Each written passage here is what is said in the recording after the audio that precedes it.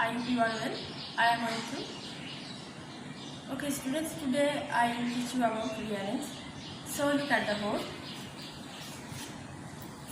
Rearranging. পুনঃসজ্জিতকরণ। আমি আজকে তোমাদের রিঅ্যারেঞ্জ করাবো।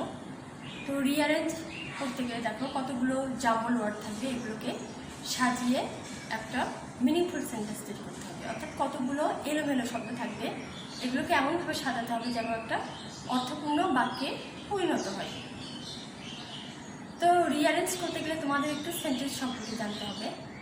আমরা যদিও পূর্ববর্তী ক্লাসে সেন্টেন্স সম্পর্কে আলোচনা করেছি, তারপরও আজকে রিঅ্যারেঞ্জ করার সুবিধার্থে আবারও সেন্টেন্স সম্পর্কে আলোচনা করব। তাহলে চলো একটু বলে যাই।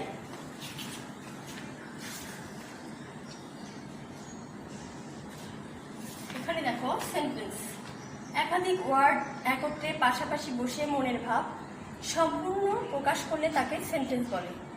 হ্যাঁ, যেমন বেলালি যে বয়, দেখো বেলাল হয় একজন বালক, এটা কিন্তু সম্পূর্ণ অর্থ প্রকাশ করছে, সেজন্য এটা একটা সেন্টেন্স। ঠিক আছে, আমি যদি এভাবে বলি যে বেলাল বয় ইজ, এই শব্দগুলো কিন্তু কোনো অর্থ প্রকাশ করছে না, তাই এটা সেন্টেন্স নয়। হ্যাঁ, অর্থাৎ সেন্টেন্সের কাজগুলো মনের ভাব প্রকাশ করা। ঠিক আছে, আবার আমরা জানি দেখো সেন্টেন্স 5 প্রকার: assertive sentence, interrogative sentence, imperative sentence, objective sentence এবং এক্সক্লেমেটরি সেন্টেন্স।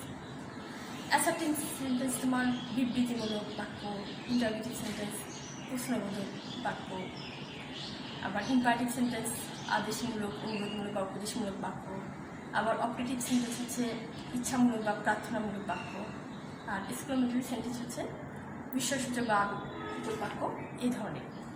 ঠিক আছে, তো দেখো সেন্টেন্সের কিন্তু প্রধান অংশ 3টি। হ্যাঁ, প্রথম অংশের নাম সাবজেক্ট, দ্বিতীয় অংশের নাম ভার্ব এবং তৃতীয় অংশের নাম অবজেক্ট। আমরা যদি একটা এক্সাম্পল দেখি, দেখো উই ইট রাইস। ঠিক আছে, এখানে সাবজেক্ট হচ্ছে উই, অর্থাৎ প্রথম অংশের নাম হচ্ছে দেখো সাবজেক্ট উই, দ্বিতীয় অংশের নাম হচ্ছে ভার্ব, অর্থাৎ ভার্ব ইট এখানে আছে, এবং তৃতীয় অংশের নাম হচ্ছে অবজেক্ট রাইস, অবজেক্ট। অর্থাৎ সেন্টেন্স গঠনের নমুনাটা এরকম হবে, দেখো প্রথমে সাবজেক্ট থাকবে, ভার্ব থাকবে, তারপর অবজেক্ট থাকবে। ঠিক আছে, তাহলে এবার এসো দেখো আমরা দেখি সাবজেক্টটা কি। হ্যাঁ, সেন্টেন্সের যে ব্যক্তি বা বস্তু সম্পর্কে কিছু বলা হয় তাকে সাবজেক্ট বলে। এখানে দেখো এই এক্সাম্পলে দেখো উই, যে সাবজেক্টটা আমরা বলছি এখানে কিন্তু একটা ব্যক্তি বোঝাচ্ছে, তাই না? এই জন্য এটা হলো সাবজেক্ট, উইটা হলো সাবজেক্ট। আবার দেখো ভার্ব, বাক্যের সাবজেক্টে যে কাজটি সম্পূর্ণ করে তাই ভার্ব। হ্যাঁ, যে ওয়ার্ড দ্বারা কোনো কাজ করা বা হওয়া বোঝায় তাকে ভার্ব বলে। দেখো ইটটা কিন্তু একটা ভার্ব, এটা কিন্তু একটা কাজ করা বোঝাচ্ছে, তাই না? আর ভার্ব ছাড়া কোনো সেন্টেন্স গঠন করা যায় না। এখানে যদি দেখো এই ইট ভার্বটা আমরা না রাখি, তাহলে সেন্টেন্স কি হবে? উই রাইস, আমরা এটা কি হলো? সেন্টেন্সটা হলো না। তাই বলছে যে ভার্ব ছাড়া কোনো সেন্টেন্স গঠন করা যায় না, তাই ভার্বকে সেন্টেন্সের প্রাণ বলা হয়। ঠিক আছে, আমার মনে বুঝতে পেরেছো। আর অবজেক্ট দেখো, সাবজেক্ট যার উপর নির্ভর করে ভার্বের কাজ শেষ করে তাকে অবজেক্ট বলে। হ্যাঁ, ভার্বকে কি বা কাকে দ্বারা প্রশ্ন করলে উত্তরে যা পাওয়া যায় তাকে অবজেক্ট বলে। আমি যদি দেখো এখানে ইট ভার্বকে প্রশ্ন করি কি খাই, আমরা কি খাই, তাই না? তাহলে উত্তরে কি আসলো? আমি রাইস, আমরা ভাত খাই। এই যে ভার্বকে কি বা কাকে দ্বারা প্রশ্ন করলে যে উত্তরটা আমরা পেলাম, অর্থাৎ উত্তরে যেটা পাওয়া যায় এই যে সেটাই অবজেক্ট। অর্থাৎ যে আমরা ইট ভার্বকে প্রশ্ন করে যে উত্তর পেলাম, অর্থাৎ রাইস, এই যে উত্তর পেলাম ভাত, এই উত্তরটাতে পেলাম, এটাই হলো অবজেক্ট। ঠিক আছে, এরপর দেখো আমরা একটু ভার্ব সম্পর্কে দেখবো আরেকবার, যে ভার্বকে কিন্তু প্রধানত 2 ভাগে ভাগ করা যায়। হ্যাঁ, একটা হলো প্রিন্সিপাল ভার্ব এবং অক্সিলারি ভার্ব। প্রিন্সিপাল ভার্ব কীরকম দেখো, যে ভার্ব অন্য কোনো ভার্বের সাহায্য ছাড়াই সম্পূর্ণ অর্থ প্রকাশ করতে পারে তাকে প্রিন্সিপাল ভার্ব বলে, যেমন ওয়াক, ইট, গো ইত্যাদি। আমি একটা এক্সাম্পল বলি, যেমন দেখো শি রাইটস এ লেটার। হ্যাঁ, এই রাইটসটা প্রিন্সিপাল ভার্ব। কেন? দেখো অন্য ভার্বের সাহায্য ছাড়াই কিন্তু সম্পূর্ণ অর্থ প্রকাশ করছে। শি রাইটস, সে একটা চিঠি লাগে, তাই না? এটা কিন্তু অন্য ভার্বের সাহায্য ছাড়াই সম্পূর্ণ অর্থ প্রকাশ করতে পারছে, এই জন্য এটা হলো প্রিন্সিপাল ভার্ব। আর অক্সিলারি ভার্ব দেখো, যে সমস্ত ভার্বের নিজস্ব অর্থ নেই এবং বিভিন্ন প্রকার সেন্টেন্স, টেন্স, ভয়েস বা মুডের বিভিন্ন রূপ গঠনের জন্য প্রিন্সিপাল ভার্বকে সাহায্য করে তাকে অক্সিলারি ভার্ব বলে। অক্সিলারি ভার্বের আরেক নাম হেল্পিং ভার্ব। ঠিক আছে, আমরা দেখো এক্সাম্পল দেখি এখানে। আই অ্যাম রিডিং, আমি পড়ছি। ঠিক আছে, এখানে অ্যাম এটা অক্সিলারি ভার্ব। কেন দেখো তো, কেন না দেখো, এটা এই রিডিং ভার্বের অর্থ প্রকাশ করতে সাহায্য করছে। ঠিক আছে, এই জন্য অ্যাম হলো অক্সিলারি ভার্ব। ঠিক আছে, আমরা বললাম যে অক্সিলারি ভার্বের আরেক নাম হেল্পিং ভার্ব। হ্যাঁ, এখানে দেখো অক্সিলারি ভার্ব, এখানে দেখো কত ধরনের। এখানে দেখো বি, এখানে am, is, are, was, were, being, being. আবার দেখো হ্যাভ আছে, have, has, had, having. Do আছে ডু, ডাজ, ডিড। এছাড়া দেখো shall, should, will, would, may, might, can, could, must, ought to, need, dare, used to. এগুলো কিন্তু auxiliary verb. ঠিক আছে, তাহলে দেখো আমরা কিন্তু এতক্ষণ সেন্টেন্স সম্পর্কে বললাম। সেন্টেন্স কি, কাকে বলে, সেন্টেন্সের প্রকারভেদ, তারপর সেন্টেন্সের প্রধান অংশ, সেন্টেন্স কীভাবে গঠন করতে হয়, তারপর সাবজেক্ট, ভার্ব, অবজেক্ট, তাই না? এগুলো সম্পর্কে কিন্তু আমরা জানলাম। আমরা মনে হয় তোমরা বুঝতে পেরেছো। তাহলে আমরা চলো এবার একটু বলে যাই, মানে আমরা রিঅ্যারেঞ্জ দেখি। এখানে দেখো, rearrange the words in the appropriate order to make meaningful sentences.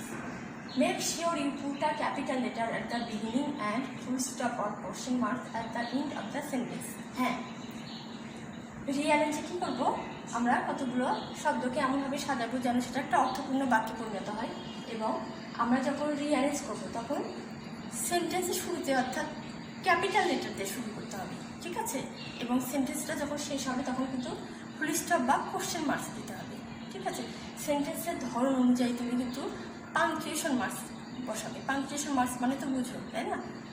বিরাম চিহ্ন। ঠিক আছে, যেমন এই অ্যাসার্টিভ সেন্টেন্সে ফুল স্টপ দাও, তারপর ইন্টারগেটিভ সেন্টেন্সে আমরা কোশ্চেন মার্ক বা ইন্টারগেটিভ চিহ্ন দিই, অর্থাৎ প্রশ্নবোধক চিহ্ন দিই। ঠিক আছে, অর্থাৎ সেন্টেন্সের ধরন অনুযায়ী তোমাকে কিন্তু পাংচুয়েশন মার্কস দিতে হবে, অর্থাৎ বিরাম চিহ্ন দিতে হবে।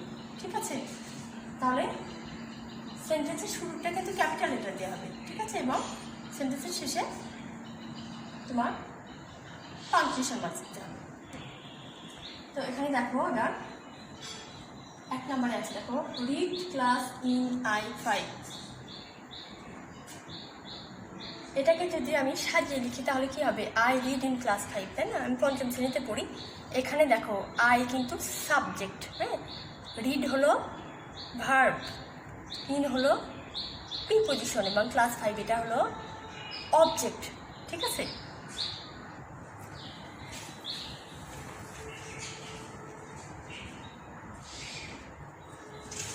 দুই নম্বরে দেখো অফ লিকুইডস আর ড্রিঙ্ক লট। এটাকে আমি যদি সাজিয়ে লিখি হবে তাহলে কী হবে, drink a lot of liquids, অর্থাৎ প্রচুর পরিমাণে তরল পান করো, তাই না? এটা দেখে তুমি বুঝতে পারছো এটা কিন্তু ইম্পারেটিভ সেন্টেন্স। কেন দেখো, সেন্টেন্সের শুরুতে কিন্তু ভার্ব আছে, আর ইম্পারেটিভ সেন্টেন্সের শুরুতে ভার্ব থাকবে এবং সাবজেক্ট কিন্তু উজ্জ্ব থাকবে। আর ইম্পারেটিভ সেন্টেন্সে জানো আদেশ, উপদেশ, অনুরোধ এগুলো বোঝায়, তাই না? তাহলে এখানে এটা সাজালে পরে হবে drink a lot of liquids. আবার 3 নাম্বার দেখো can see the flowers Maria not. এগুলোকে যদি আমরা সাজিয়ে লিখি, অর্থাৎ এই ওয়ার্ডগুলোকে যদি আমরা সাজাই তাহলে কি হবে, দেখো মারিয়া can not C the flowers. মারিয়া ফুলগুলো দেখতে পায় না। হ্যাঁ, এখানে দেখো মারিয়া হচ্ছে সাবজেক্ট, অক্সিলারি ভার্ব ক্যান, তারপর নট হচ্ছে, তারপর সি মেইন ভার্ব, তারপর দিয়ে হচ্ছে আর্টিকেল এবং ফ্লাওয়ার্স হচ্ছে অবজেক্ট। হ্যাঁ, এটা দ্য আর্টিকেল এবং ফ্লাওয়ার্স অবজেক্ট।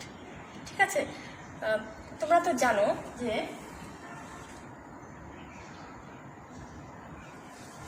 প্রিপজিশন কোনগুলো, তাই না? On, at, for, from, into, in. ঠিক আছে, আর আর্টিকেলও তোমরা জানো, এ এন ডি, এগুলো আর্টিকেল, তাই না? তারপর দেখো 4 নম্বরে দেখো sound, the, make, what, does. এই শব্দগুলোকে আমরা যদি সাজিয়ে হবে লিখি তাহলে হবে what does the sound make. হ্যাঁ, এটা কিন্তু একটা ইন্টারোগেটিভ সেন্টেন্স, এই জন্য আমরা শেষে কোশ্চেন মার্ক অর্থাৎ প্রশ্নবোধক চিহ্ন দিয়েছি। এবং ইন্টারগেটিভ সেন্টেন্সে এখানে প্রথমে ডাব্লিউএস ওয়ার্ড এসেছে, তারপর ডাজ অক্সিলারি ভার্ব, তারপর দা এটা হলো তোমার আর্টিকেল, এবং সাউন্ড হচ্ছে সাবজেক্ট, হ্যাঁ, এবং মেক হলো মেইন ভার্ব। বুঝতে পেরেছো? ঠিক আছে। এরপর দেখো 5 নম্বরে was in hare the forest walking. এগুলোকে যদি আমরা সাজিয়ে লিখি তাহলে হবে a hare was walking in the forest, তাই না?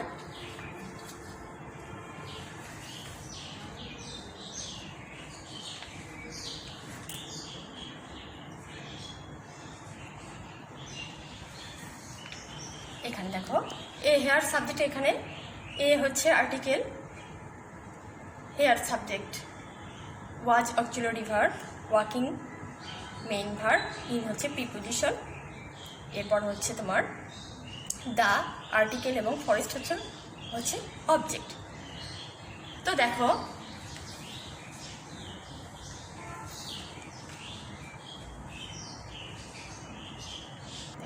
আবার দেখছি, দেখো a hare was walking in the forest. ঠিক আছে, দেখো বাক্যে প্রিপোজিশন থাকলে অবজেক্টে আগে বসাবো। ঠিক আছে, আবার অনেক ক্ষেত্রে তোমার প্রিপোজিশন এবং আর্টিকেল, যে প্রিপোজিশন বা আর্টিকেল দুটাই আছে, হ্যাঁ, এক্ষেত্রে কি হবে, আগে তোমার প্রিপোজিশন বলবে, দেখো ইন বসেছে, এবং তারপরে আর্টিকেল বলবে, দেখো দা আর্টিকেল হয়েছে, এবং তারপর কিন্তু অবজেক্ট শুরু হয়েছে। বুঝতে পেরেছো?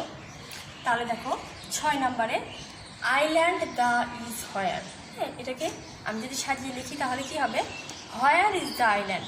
হ্যাঁ, এখানে ডাব্লিউএস ওয়ার্ড হোয়ার এসেছে, তারপর তোমার ইজ অক্সিলারি ভার্ব, তারপর হলো তোমার দি, এটা হলো আর্টিকেল, এবং আইল্যান্ড এটা হলো অবজেক্ট, এবং এটা যেহেতু ইন্টারগেটিভ সেন্টেন্স সেজন্য কিন্তু কোশ্চেন মার্ক প্রশ্নবোধক চিহ্ন দিয়েছি শেষে।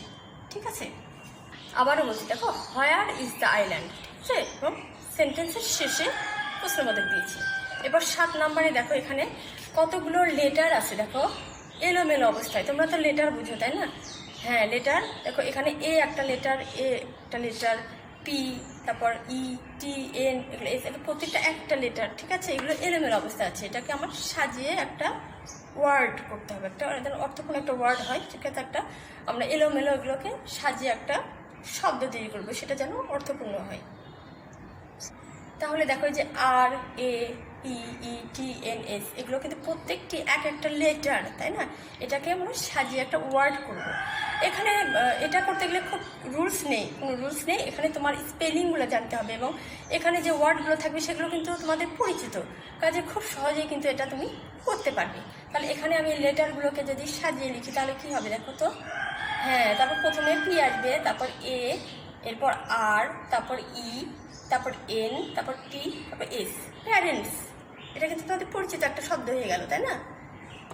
তাহলে এইভাবে এই এলোমেলো লেটারগুলোকে এইভাবে সাজিয়ে আমরা শব্দ করবো, তাহলে কিন্তু দেখো একটা অর্থপূর্ণ শব্দ, প্যারেন্টস, পিতামাতা হয়ে গেল, তাই না? এরপর দেখো 8 number you do Dhaka in live. হ্যাঁ, এটাকে যদি আমি সাজিয়ে লিখি তাহলে প্রথমে এসছে তোমার সাজিয়ে লিখলে হবে do you live in Dhaka. হ্যাঁ, এবং এটা দেখো ইন্টারগেটিভ সেন্টেন্সের জন্য কোশ্চেন মার্কস আমরা সেন্টেন্সের শেষে দিয়েছি, প্রশ্নবোধক চিহ্ন দিয়েছি। তাহলে এখানে ডু হচ্ছে তোমার অক্সিলারি ভার্ব, ইউ হচ্ছে সাবজেক্ট, লিভ হলো মেইন ভার্ব, ইন হলো প্রিপোজিশন, এবং ঢাকা হচ্ছে অবজেক্ট। ঠিক আছে,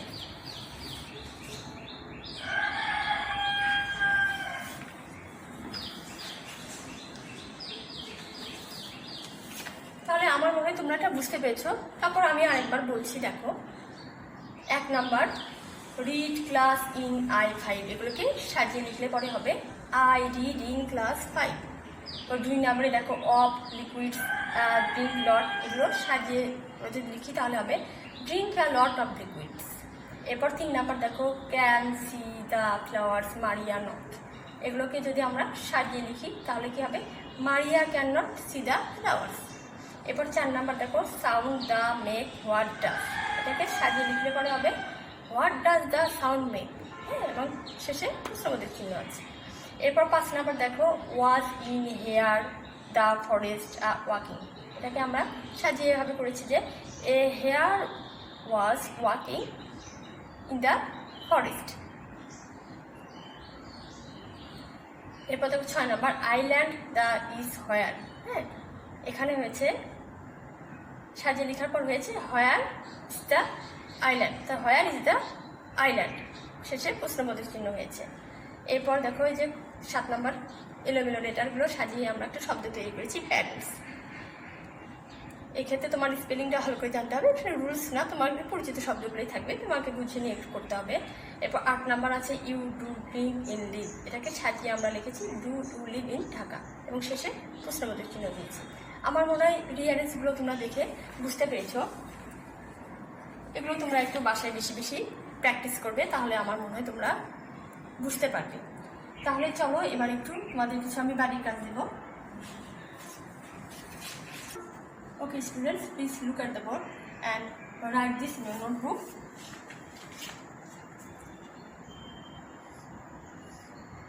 Homework.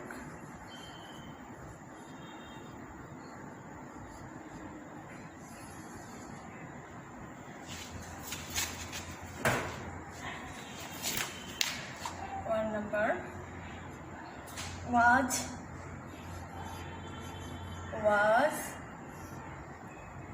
old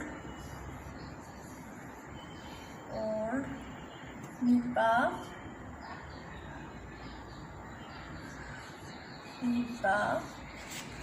years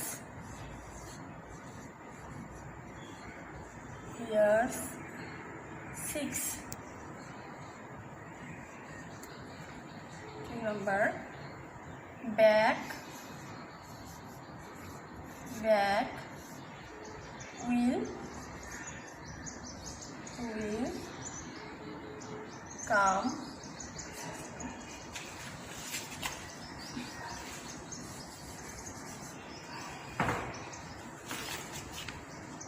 back will come you when.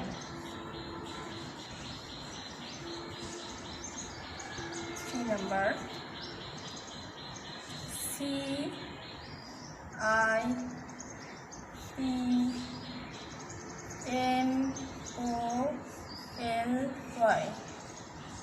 M.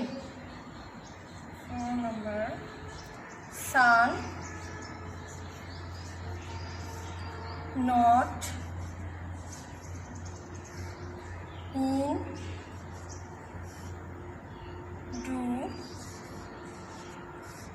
run the 5 number time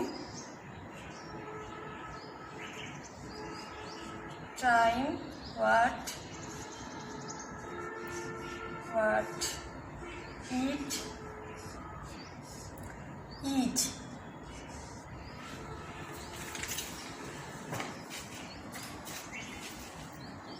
Okay students, please look at the board. 1 number was old Nipa years 6. 2 number back will come you when. 3 number CIPMOLY. 4 number sun not in do run the. 5 number time what it is.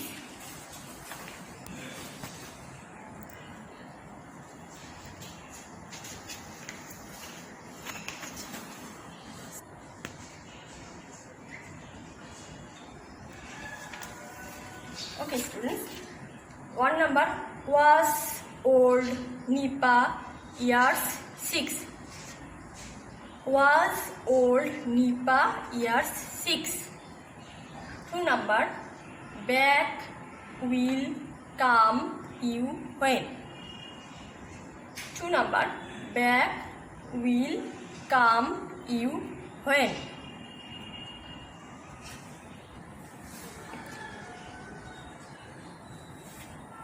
3 number CIPMOLY. 3 number CIPMOLY.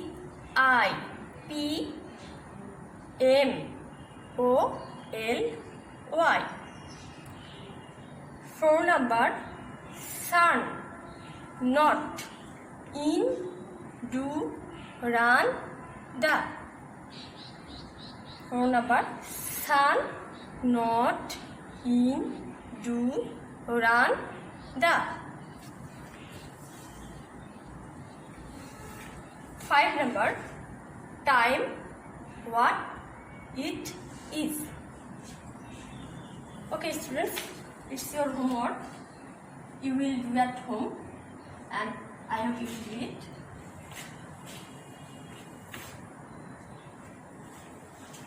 Okay students, no more today. See you again next class. Okay students, goodbye.